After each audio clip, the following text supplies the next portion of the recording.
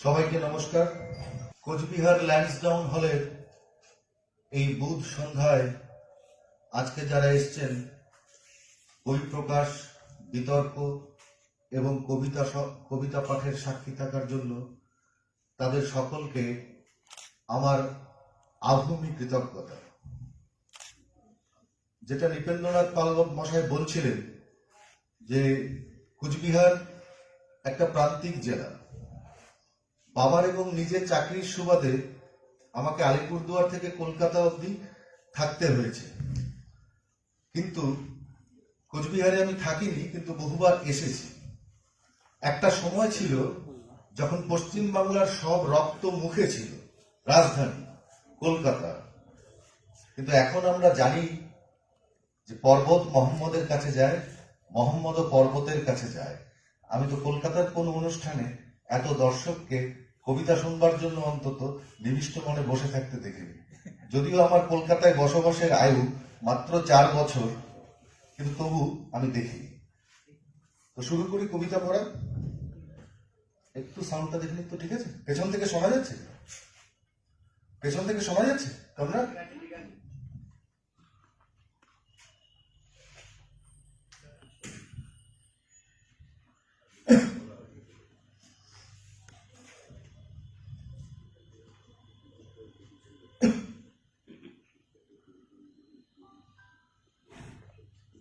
ফাল্গুনের প্রথম দিন। সমস্ত ক্যাথেড্রাল থেকে ঘন্টা বাজছে আজ। শহরের সব রাস্তা ধুয়ে গেছে অসময়ের বৃষ্টিতে। একটা কালো ঘোড়াও হারেনি আজ রেসের মাঠে। অহংকারী নবম তল থেকে ভেসে এসেছে কাগজের উড়োজাহাজ। আজ ফাল্গুনের প্রথম দিন। আজ ফাঁকা ছিল কনফেশন বক্স। পুরনো পাপের কথা আজ তুলে রাখা আছে। আজ রূপকথা। আজ বাতাস হেসেছে হাহা ভিখু মাত্রে। রোজ উঠেছে চুপচাপ কাল্লু মামা। আজ উর্মিলার সাদা শিফন। আজ অনন্ত বিকেল রামগোপাল। আজ পুলিশের হাতে দানা। আজ পায়রাদের নবান্ন। আজ বাংলা কবিতার রিইউনিয়ন। সুনীলকে নিয়ে আসতে ট্যাক্সি গেছে ম্যান্ডিভিল গার্ডেন্স। সন্দীপন চিন্তা করছেন কোনো এক অলৌকিক অসুখের কথা। শক্তিকে মোবাইলে পাওয়া যাচ্ছে না। উনি এখন পরিষেবা সীমানার বাইরে। জীবনানন্দ এইমাত্র ট্রামে উঠেছেন। রানাঘাট আর কৃষ্ণনগরের দুজন তরুণ কবিও আসছেন আজ। দুজনেই শিয়ালদায় নেমে ওলা ধরবেন একসাথে। 80 থেকে 00 দশকের কবিদের আলাদা আলাদা জটলা, হাতে স্মার্টফোন, ঘন ঘন স্ট্যাটাস আপডেট। এদের বেশিরভাগই গ্রাম দিয়ে শহর ঘিরে ফেলেছেন, অথবা ছন্দ দিয়ে বেণীমাধবশীলের ফুলপঞ্জিকা। এই লগ্নে উদ্বোধনী সঙ্গীত শুরু হলো। বসন্ত এসে গেছে। ভাস্কর যথারীতি পেছনের সারিতে, গায়ে ফিনফিনে টি শার্ট। শীতকাল চলে গেছে। বাতাসে মন্দ্র শঙ্খধ্বনি। বিনয় আঁক কষছেন। অলোকরঞ্জন জার্মানিতে ছায়াপথের সান্দ্র সংলাপিকার শেষ প্রুফ দেখতে ব্যস্ত। আজ মল্লিকা বনে পুরুষের জন্য 100 কবিতা।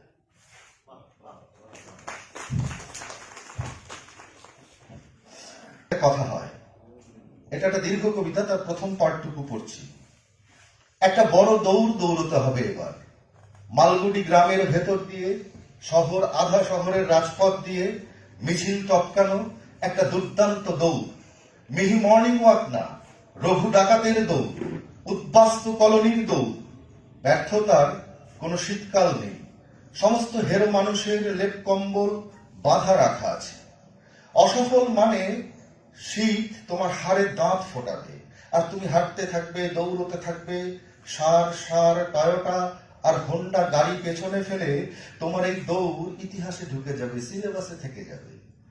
বাংলা কবিতার কালজয়ী সব চোরাগুলি আর ড্রেস সার্কেল বরাবর কার্নিক মারতে মারতে আর কিছু না, শুধু একটা দৌড়ই তো।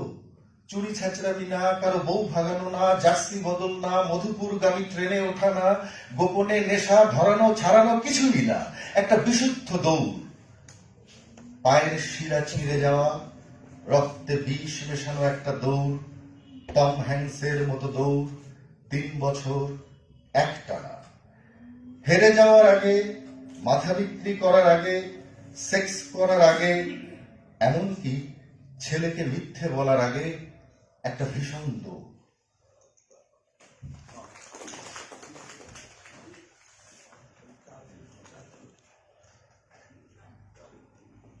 মধ্যরাতের কলকাতা, মিউজিক ওয়ার্ল্ড। সিডি কিনে বেরিয়ে এলেন যে তরুণ, তার মুখ অনেকটা প্রভু যিশুর মতো। সদ্য রিলিজ হওয়া কয়েকটি ব্রাহ্ম সঙ্গীত শোনাবেন তিনি নতুন বৌঠানকে। বিহারীলাল এই কদিন আগেই কবিতা শোনানোর অছিলায় জাঙ্ক জুয়েলারি নিয়ে এসেছিলেন জোড়াসাঁকো। যদিও মেরি ম্যাকডালেনের প্রথম পছন্দ গান, জ্যোতি দাদা ব্যস্ত জাহাজের খোল কিনতে, আরো অনেক বেশি ব্যস্ত গুরমুখ রায়ের হাত থেকে সরোজিনীকে উদ্ধার করতে। বৌবাজার মোড়ের হিন্দুস্থানি পানের দোকান, পাশের নীল সাদা রেলিং এ হেলান দিয়ে হরিশ মুখর্জি একটা খিলি পান কিনলেন, বেনারসি। খিলি পানের সংখ্যা একাধিকও হতে পারে। হিন্দু পেট্রিয়টের সময়টা ভালো যাচ্ছে না, নিজের শরীরটাও। পরপর দুদিন দুটো মিছিলে হাঁটা কি চারটিখানি কথা। সিটি সেন্টার আইনক্স, শিশির ভাদুরী লাস্ট শোতে বাংলা ছবি দেখছেন একটা গোল্ড বক্সে বসে। বেশ লাগছেও, হাসি খুশি।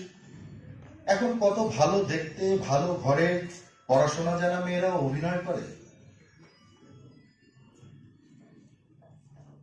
মোটামুটি মধ্যরাতের সামপ্লে সেলস, বিনোদিনী দাসী ধরলেন এক মক্ষম ঠুংরি, সাথে মায়া কাজলের মতো হাসি। ঠিক তখনই 6 নম্বর পেকটা শেষ করে ধীরে সুস্থে ব্লেজারের পকেট থেকে ক্রেডিট কার্ড বের করে বিল মিটিয়ে দিলেন মাইকেল মধুসূদন। তন্ত্রার সামনে সাদা অ্যাম্বাসাডারে অপেক্ষায় ঈশ্বরচন্দ্র সেই বাদুর বাগান থেকে উদিয়ে এসেছেন মাইকেলকে লিফট দেবেন বলে। বিদ্যাসাগর এখনো নন এসি গাড়ি চড়েন, আর মোবাইল ওর 2 চক্ষের বিষ। বিরাট পর্ব। রাস্তায় দাঁড়িয়ে থাকা একটা বিরাট ব্যাপার, বেঁচে থাকাটাও একটা তুমুল হারাকিনি। তবু এই কলকাতা শহরে প্রতিদিন সন্ধ্যাবেলা জ্যান্ত বাড়ি ফিরি। ভয় আর মাধুর্যের দুটো উড়াল পুল পেরিয়ে ট্রাফিক সিগন্যালে ঈর্ষার সবুজ চোখ আর রবীন্দ্রসঙ্গীত সামলে, আজকাল রবীন্দ্রসঙ্গীত বাজে ট্রাফিক সিগন্যাল করতে জানেনি, সেই বাড়িই ফিরে আসি। সারা রাত বাইরে বাইরে থাকা তো আর সহজ কথা নয়। আমাদের টিভিতে বিরাট কোহলি কখনো আউট হন না, সারা সন্ধ্যা নট আউট। স্ক্রিন জুড়ে স্ট্রাইকিং এন্ডে দাঁড়িয়ে থাকেন। পাড়ার ছোট ছোট বিরাটেরাও রাস্তায় দাঁড়িয়ে থাকে, মুখে রুমাল, হাতে উইল ও কাঠের ব্যাট। কি নিখুঁত টাইমিং, কি অবিশ্বাস্য রিফ্লেক্স। এই রুমাল চুরির খেলায় একদিন এরাই তছনছ করে দেবে বিপক্ষের বোলিং, নখদর্পণ, মেরুদণ্ড এবং আরো কত কি। আমি ফলোয়ান খাটালো, ছুটির দিনে কবিতা লিখি। এইটুকুনি জীবন আমার, নানহাসা জান। একবার প্রেম, একবার পরকীয়ার পিঠে ধাপ্পা দিতে দিতেই লুকোচুরি শেষ, জারি জুরি খতম, ঘেমে নেয় একাকার। যা বলছিলাম, রাস্তায় দাঁড়িয়ে থাকা খুব কঠিন, ক্রিজে দাঁড়িয়ে থাকা আরো শক্ত। সকলেই খেলে, কেউ কেউ বিরাট। ডিপ ফাইন লেগ বরাবর এক একটা শট যেন মাখনের উপর ছুরি। গ্যালারির অরণ্যে হারিয়ে যাওয়া লাল চেরি, ভয় আর স্তব্ধতার শপিং মল। এই আমাদের স্নায়ু অবশ করে দেওয়া নিয়তি। মৌসল পর্বের অব্যর্থ ইশারা। আয়ুরেখা আর অপমানের মধ্যে যতটুকু চাঁদ ততটাই লাইফ। আপাতত বিরাট পর্ব দেখতে থাকুন। গুড মর্নিং কলকাতা বলে আমি একটি বই প্রকাশ করেছি। কবিতার বই বললে কলকাতা থেকে বনগা সবাই আমাকে মারবে, তাই ওটাকে শুধু বই বলি। উত্তম দা ওটাকে কবিতার জমানারে ফেলেছেন, কিন্তু আমি নিজেও এখন মানে বনগা থেকে কলকাতা যত ব্রিক ব্যাটিং আর স্টোন পেল্টিং হচ্ছে আমার দিকে, আমি আর কবিতার বই প্রকাশ্যে বলি না। তো গুড মর্নিং কলকাতা নয়, অভিমান আমার সিলডেনাফিল সাইট্রেট, এই কবিতাটিতে কবি প্রণবেন্দু দাশগুপ্তের একটি লাইন, একটি পংক্তি আমি বারবার ধুন হিসাবে ব্যবহার করেছি। সেই পংক্তিটি হলো, আমাকে ডাকেনি আজ বাটানগরের কবি সভা। কবিতার নাম অভিমান আমার সিলডেনাফিল সাইট্রেট। পাপড়ি কোথায়? পাপড়ি, তোমরা খুব গল্প করছো পেছনে বসে, ভালো লাগছে না? এই নির্ভার বাতাস আমাকে আরো স্পর্শময় করে তোলে। পানশালার গন্ধ, পোড়া তামাক আর স্ফটিক পানপাত্র আমাকে কৃষ্ণসার হরিণের দেশে নিয়ে যায়। হরিণের সঙ্গে আমার এক আজন্ম লাজুক বন্ধুতা, মিহি বাতাস আর তরল আগুনের সঙ্গে বিবাহ বহির্ভূত সম্পর্ক। বাতাস আমাকে আরো স্পর্শময় করে তোলে। স্পর্শ আমার হাতে থাকা পেন্সিল, নামেলা অঙ্ক। স্পর্শ আমার চিরহরিত বনভূমি। আমাকে ডাকেনি আজ বাটানগরের কবি সভা। তবু পৃথিবীর যেখানে কবিতা করা হয়, ইস্তাম্বুল থেকে ইটাহার, আমি তো থাকি সেইখানে। শেষ বেঞ্চে বসে থাকি নিরীহ পায়রার মতো, কোটরে লুকিয়ে থাকা পুরুষ প্যাঁচার মতো থাকি। তো 52 তাসের প্যাট আমার হাতে নেই। হাতে নেই গ্রাম কিংবা শহরের তাস।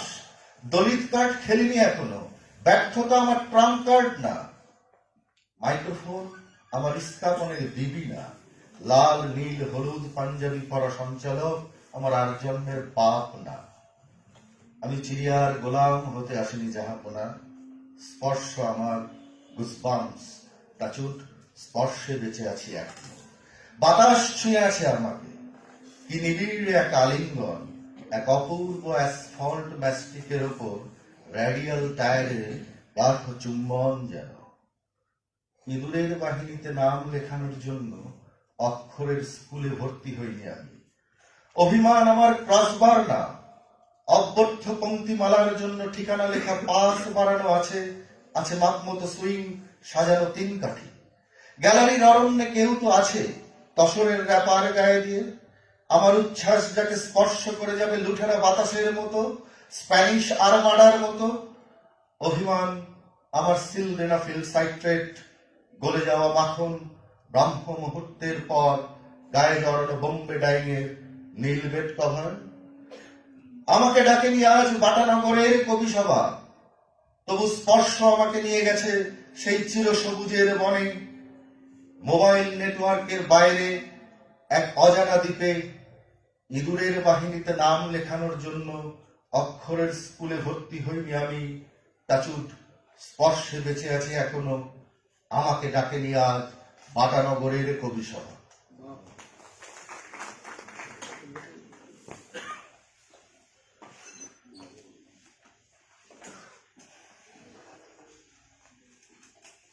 Good morning Kolkata 6। आप भी ना पांडे जी, आप भी ना पांडे जी। কবি প্রেম করবে প্রকাশ্যে, নো হিন্দুল, নো হাই, নো সাবসুপ, একেবারে দিবাল। কবি কেন টেবিলের নিচে লুকোবে প্রেমিকা সহ? কবির প্রেম একটা দৈব বাণীর মতো ঘটনা, ঝাড় লণ্ঠনের মতো। চুলবুল পান্ডেরা আসবে যাবে, কিন্তু কবির জন্ম, প্রেম এবং তার গ্রাম রয়ে যাবে প্রতিটি ভাঙা পর্বের মাঝে, লঘু জ্যোতি বিলোপের মধ্যবর্তী শ্বাস প্রশ্বাসে অথবা নিটোল গদ্যে। চুলবুল পান্ডে খুব বেশি হলে ব্যাপারটা রটিয়ে দিতে পারে, বড়জোর বাড়িতে খবর দিতে পারে, এমনকি আপনার অন্য প্রেমিকাকে SMS করতে পারে। কিন্তু কবি, মনে রাখবেন, যে সানগ্লাস চুলবুল পান্ডে পেছনে লুকিয়ে রাখেন সেটা চোখে দিয়ে আপনি মাইথন ঘুরতে যান। কবির প্রেমে ইভিনিং প্রিমরোজ ফুটে ওঠে। কবিতার প্রেমিকার কাঁধে হাত রাখলে মেঘ ছিঁড়ে যায় শিশুর মুখের মতো পবিত্র কবির চুম্বন। তবে কেন আপনি কবিকে স্বাগত করবেন সলমান খান? মনে রাখবেন, কবির দুর্বল পাঞ্জা যদি ইচ্ছে করে গুঁড়িয়ে দিতে পারে আপনার 26 ইঞ্চির প্রবল বাইসে। যে সময়টা আপনি জিমে কাটান, কবি তখন আলপথ বরাবর হেঁটে যান। যে সময়টা আপনার জিন্সের ভাঁজে ভাঁজে লুকিয়ে থাকেন আপনি, কবি ঠিক তখনই প্রকাশ্যে আনেন তার প্রিয় পংক্তিমালা। কবির প্রতিটা তীর আপনার পাষাণ হৃদয়ে এত ছিদ্র করবে যে আপনি কনফিউজ হয়ে যাবেন কোনখান দিয়ে নিঃশ্বাস আর কোনখান দিয়ে হাত। তবু আপনার এই টিকটিকি গিরি কেন পান্ডেজি? পান্ডেজি, মনে রাখবেন, ইতিহাসে সার্চ লাইট থাকে, কিন্তু ইতিহাসের পাতায় পাতায় ঘূর্ণায়মান সার্চ লাইটের মাঝের অন্ধকারটুকু আছে। কবি অন্ধকারের জীব নন, কিন্তু একজন কবি আসলে ছায়ার সন্তান। আলকেউটের সাথে দাঁড়িয়া বান্দা খেলতে খেলতে তিনি হাসমুহানা ভাবেন। ইন্স্যুরেন্স এজেন্টের সাথে দীর্ঘ আলাপচারিতার মধ্যে তিনি লিখতে থাকেন যৌনতার কবিতা গুচ্ছ, যার উল্টো দিকে ঘাপটি মেরে আছে অনিবার্য মৃত্যু। চুলবুল বাবু, ফাইটার প্লেনের ককপিটে বসে পাইলট দেখেছেন আপনি? মনে হয় দেখেননি। আপনি বড়জোর দাদাকে মশলা এনে দিয়েছেন, বড়জোর গন্ধক জোগাড় করে দিয়েছেন, খুব বেশি হলে পাঞ্জাবি আর ব্যাগি চোখ নিয়ে মঞ্চে উঠেছেন, কিন্তু ককপিট কি আপনি জানেন না। ফাইটার প্লেন এবং তার ডিসপ্লে বোর্ডের সংকেত বুঝতে পারে শুধু পাইলট এবং এক বিষাদগ্রস্ত কবি। সানগ্লাস ঠিক জায়গায় রাখুন মাননীয় পান্ডেজি, দু লাইন লিখুন আগে। পান্ডেজি, আপনি মেয়েদের বুকে দুধ দেখেন, কবি ধানের বুকে দুধ আনেন। কবি জানেন কখন রাত জাগতে হয়, কখন পাশ ফেরে মধ্য জাম। আপনি বেকার নাইট ভিশন চশমা পরে আছেন, অনর্থক আপনার এই পাহারাদারি। কবি বল পেনের রিফিলে শিউলি পরাগ ধরে নিয়েছেন, আপনি শিউলি ফুলের ছবি হোয়াটসঅ্যাপ করছেন। আপনি না পান্ডেজি। আমি কখনো টেক্সাস যাইনি এল সালভাদোরে। কাউবয় হ্যাট পরা হলো না এ মহাজীবনে, দেখা হলো না কফি প্ল্যান্টেশনও। ওই কফি, এল সালভাদোরের কফি খাইনি কখনো। ভলকানিক ইরাকশনও দেখা হলো না। মায়া সভ্যতার ম্যাজিক রিয়েলিজমের রোমান্স অধরাই রয়ে গেল। তবু কোনো দুঃখ নেই জানেন, দুঃখ এই আমি ঘাটশিলা যেতে পারি। কাল স্বপ্নে প্রণবেন্দু আমায় খুব বকে দিয়েছেন। ভোরের স্বপ্নে উনি বললেন, তুমি কি পাখি বিলাসী হে, ঘাটশিলার পাখি দেখনি। ভোরের দিকে আমি প্রেমের স্বপ্ন দেখি। আমার এই স্বপ্ন দোষ কোনোদিনও কাটবে না। তবু প্রণবেন্দু দাশগুপ্ত ওর কালো টাইয়ের নট ঠিক করতে করতে বললেন, আর কিছুদিন পরে এই ঘাটশিলা থেকে আমরা কলকাতা চলে যাব। তার আগে পাখিটির ডাক আমরা ভালো করে শিখে নিই, এসো। বললাম, প্রণবেন্দুদা, কলকাতায় টিলা নেই, সুবর্ণরেখার মতো কোনো নদী নেই, ভয় আছে, বিহ্বলতা আছে, তবু বলছেন। প্রণবেন্দু ভারী ফ্রেমের চশমায় পাহাতের তর্জনী ঠেকিয়ে সলিলোকির মতো করে উচ্চারণ করলেন, মোহিনী অট্টম। কি অপার্থিব উচ্চারণ, ওরাকল যেন। ভোরের স্বপ্ন কম বয়সী মেয়েদের মতো, এই আছে এই নেই। প্রণবেন্দু দাশগুপ্ত ঠিক তাই, ভোরের নখর। জানি উষার স্বপ্ন নদীর কাছে গিয়ে বলতে হয়, এখানে নদী নেই, তাই জলের কাছে গিয়ে বললাম, ঠাকুর, আমাকে একবার ঘাটশিলা নিয়ে যাও, একবার কুর্তি চা বাগানের ফার্স্ট ফ্লাশ, একবার আলিপুরদুয়ার চৌপথে নিয়ে যাও, অন্তত আর একবার গামা মোহন্তর মিষ্টির দোকান, ম্যাকুলিয়াম হাইয়ের একটা শিরিষ পাতা আমাকে দাও গোপাল, নইলে এত নকুলদানা বৃথা, এ উপোস বৃথা। জানোই তো আমি কখনো টেক্সাস যাইনি এল সালভাদোরেও। রৌদ্র খর হয়ে এলে ক্লান্ত শনিবার টুটি চেপে ধরে, ঘেমে ওঠে ওপরের ঠোঁট, সেগুন মঞ্জরিতে উড়ে আসে ঘাটশিলার পাখিরা, ঈষৎ চাপা না, চোখে হাসি। দেখেছেন প্রণবেন্দুদা? ভালো আছো রাধারানী? হাতে প্রেম না থাকলে তুমি ভিড়ে মিশে যাও, নিষ্কম্প হেঁটে যাও সাবওয়ে বরাবর, শহরে ঘুরে বেড়াও সাক্ষাৎ মানব বোমা হয়ে। অমন নিরীহ মুখ, নিপাত আঁচল আর অনুচ্চারিত বিভাজিকা নিয়ে তোমার এই অন্তরঙ্গ ওলাউবের ভ্রমণ কেউ নজরে রাখে না। লালবাজার না, টাস্কফোর্স না, এমনকি কোনো মিস মার্কুর না। লিনেনের শাড়ি, গাঢ় ব্লাউজ, নিখুঁত ক্যামোফ্লেজ। এই মুহূর্তে হাতে কোনো প্রেম নেই। হাতে প্রেম না থাকলে তুমি বিষাদ জ্যামিতি, কোণের টেবিলে একা, বালিঘড়ির কোমর বেয়ে নেমে আসা ঘাম, ঝড়বাদলের পূর্বাভাস, প্রিন্সেপ ঘাটে মেঘেদের ওড়াউড়ি, বাতাসে কুপ্রস্তাব, কারণ হাতে প্রেম নেই। হাতে প্রেম নেই বলে তুমি ঘর সাজাও, রং বদলাও, দুয়ারে স্থাপন করো মহাবলীপুরমের ঐরাবত। পাথরে প্রাণ প্রতিষ্ঠা তোমার প্রিয় পাঁচটাই। আর ওই যে লাক্ষা রেকর্ডে বেস্ট অফ ফিরোজা বেগম, এমনও বর্ষা ছিল সেদিন, সেও তো ওই হাতে প্রেম নেই বলে গোটা কলকাতা শহরটাকে এভাবে ভাতে মেরে নিরুদ্দেশ হয়ে যাবে, এভাবে জিলেটিন স্টিক দিয়ে মরে ফেলবে তোমার প্রতিটি স্ট্র্যাপ। কেনই ফিদাইন পেশকাশ রাধারানী?